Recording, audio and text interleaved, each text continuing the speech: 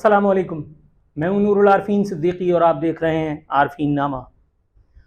एक खबर पढ़ी है अभी और पढ़ते ही दिमाग घूम सा गया।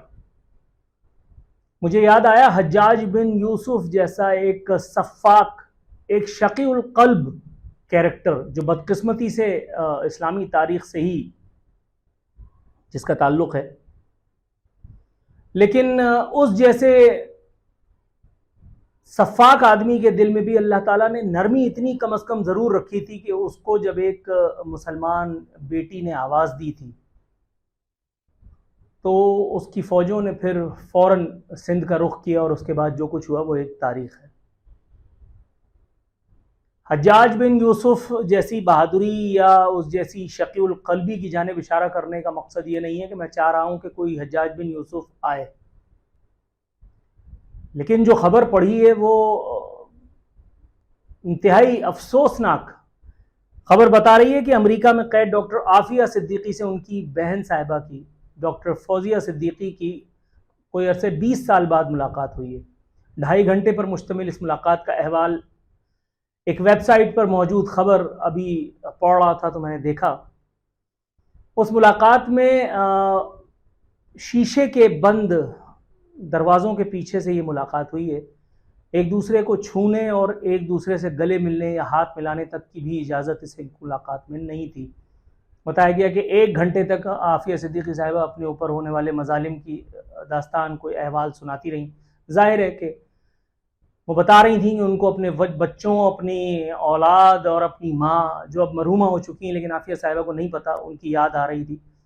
पाकिस्तानी एक सेनेटर हैं, जमात इस्लामी से उनका ताल्लुक़ है, सेनेटर मुश्ताक खान साहब, उनकी कोशिशों से ये मुलाकात हुई है। अल-कुद्स का ठेका शियों ने ले रखा है और आफिया सिद्दीकी का ठेका जमात इस्लामी ने ले रखा है। बाकी सब पूरा पाकिस्तान ऑटो पे लगा हुआ है, पूरा पाकिस्तान। इस एक मुलाकात के अहवाल को पढ़ करके मुंह का मज़ा इंतहाई शदीद कड़वा हो चुका है, इंतहाई शदीद। गोया हैरानी होती है कि अपने आप को डेमोक्रेटिक बताने वाले, अपने आप को सिविलाइज्ड बताने वाले, अपने फौजियों पर मुबैना हमले के बाद डॉक्टर आफिया सिद्दीकी को अरसा कोई फलां साल, 85 साल या पता नहीं कितने साल की सज़ा देने वाला ये अमरीकी निज़ाम इंसाफ, ये अकेला आफिया सिद्दीकी की मुसीबत की वजह नहीं है। आफिया सिद्दीकी की असल मुसीबत उनकी पाकिस्तानी शहरियत है। आफिया सिद्दीकी की असल मुसीबत उनकी पाकिस्तानी शहरियत है। अगर आफिया सिद्दीकी पाकिस्तान में ना होती, अगर आफिया सिद्दीकी तुर्की में होती, अगर तुर्की का तैयब रदगान आफिया सिद्दीकी का वजीर आजम होता तो अब तक कोई ना कोई डेवलपमेंट हम देख चुके होते। पाकिस्तान में नवाज शरीफ, आसिफ जरदारी और उसके बाद इमरान खान की हुकूमतें आई और दफा हो गई, लेकिन किसी को आफिया सिद्दीकी का ख्याल नहीं आया। ये इमरान खान जो बड़ी बड़ी बातें किया करता था, आफिया सिद्दीकी को वापस लाएंगे, ये करेंगे, वो करेंगे, ये भी जब जाकर के एक्सटेम्पोर अंग्रेजी के जलवे दिखा रहा था डोनाल्ड ट्रंप, 2 पागल एक फ्रेम में उस वक्त आपको नजर आ रहे थे, एक डोनाल्ड ट्रंप, दूसरा इमरान खान, एक्सटेम्पोर अंग्रेजी बोल रहा था। वहां पे एक सहाफी ने आफिया सिद्दीकी के हवाले से जो सवाल पूछा और इमरान खान की जो हवाइयां उड़ी हैं, मैंने इस पर नेशनल टेलीविजन में बात की है, एक नहीं यक बैक 3 प्रोग्राम, लगातार 3 प्रोग्राम मैंने इस पर किए थे और पीटीआई वालों को जवाब देने का कोई मौका नहीं था। वो जो अपने आप को सलाउद्दीन अय्यूबी का भतीजा और टीपू सुल्तान का मामा बताता था, उसकी हालत ऐसी थी आफिया सिद्दीकी के सवाल को सुनने के बाद जैसे डोनाल्ड ट्रंप अभी इसको फांसी दे देगा।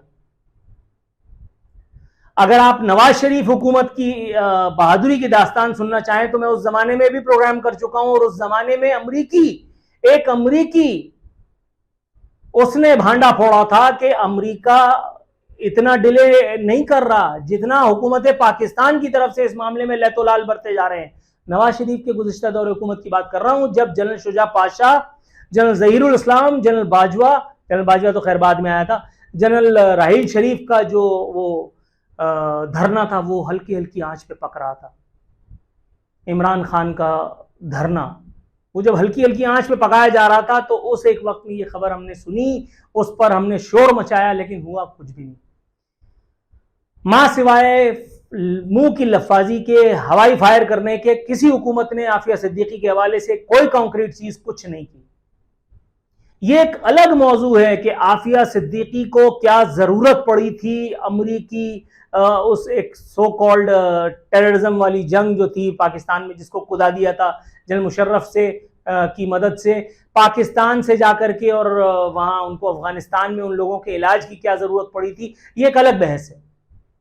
मैं इस पे बात नहीं करता, इस पे मेरा व्यू पॉइंट बिल्कुल क्लियर है, इस पे मेरा व्यू पॉइंट बिल्कुल क्लियर है। डॉक्टर आफिया सिद्दीकी को अगर जिहाद की जरूरत थी तो जिहाद में शहीद भी हुआ जाता है। ये सब चीजें उसी से मुंजबित हैं। लेकिन मैं यहां डॉक्टर आफिया सिद्दीकी पर क्रिटिसाइज करने नहीं बैठा।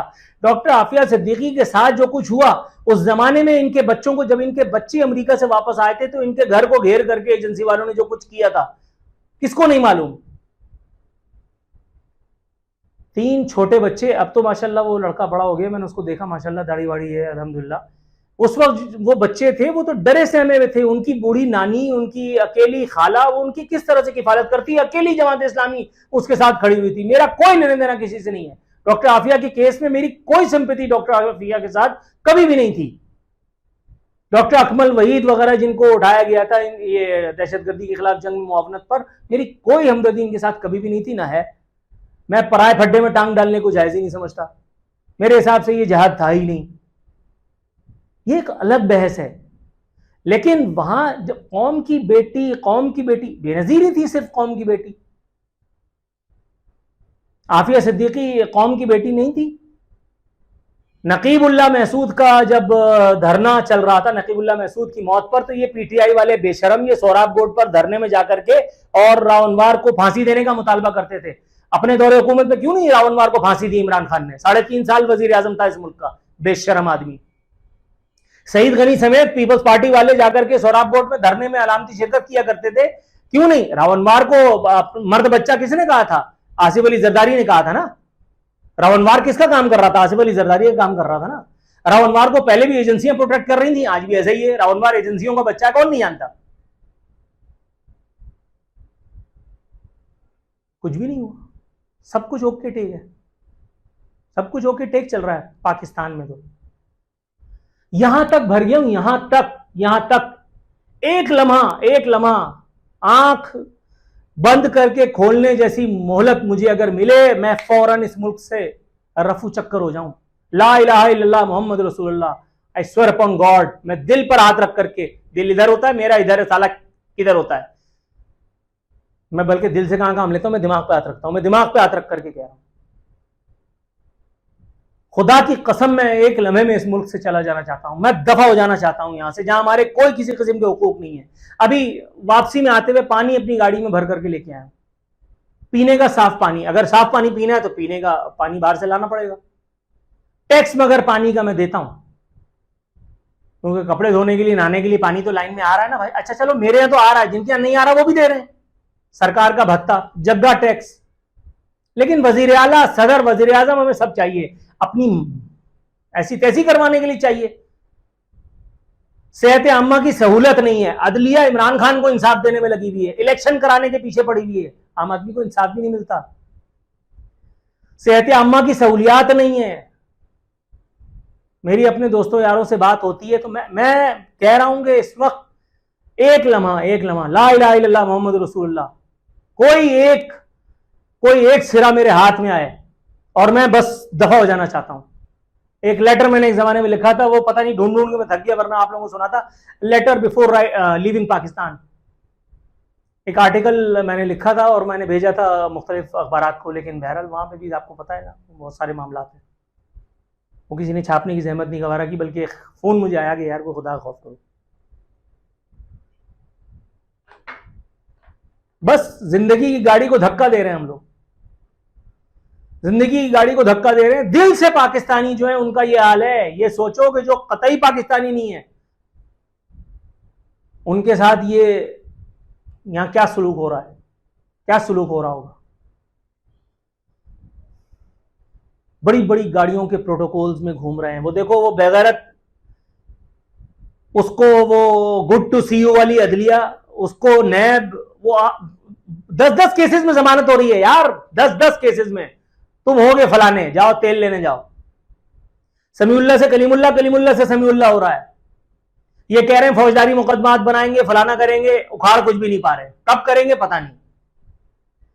उसकी अकेले उस बदजात की, इमरान खान की सिक्योरिटी पर जितना पैसा पाकिस्तान का, कौम का, मेरी जेब से लग रहा है, मुझे उसका अशरे अशीर दस्तयाब नहीं है इस मुल्क में। मगर पाकिस्तान जिंदाबाद। मुझे पाकिस्तान से शिकवा नहीं है, मुझे पाकिस्तानियों से शिकवा है, मुझे हुकूमत पाकिस्तान से गिला है। लेकिन साहब क्या कीजिए, क्या कीजिए। और मुझे, मेरे कद्दू से मुझे कोई, किसी का मामा भी मुझ पर गद्दारी का फतवा नहीं लगा सकता। I have got a track record माशाल्लाह, I have got a track record. मैं सिर्फ छोटा सा पाकिस्तान का झंडा यहां लगा करके अपने हर सिया को सफेद करने वाला आदमी नहीं हूं।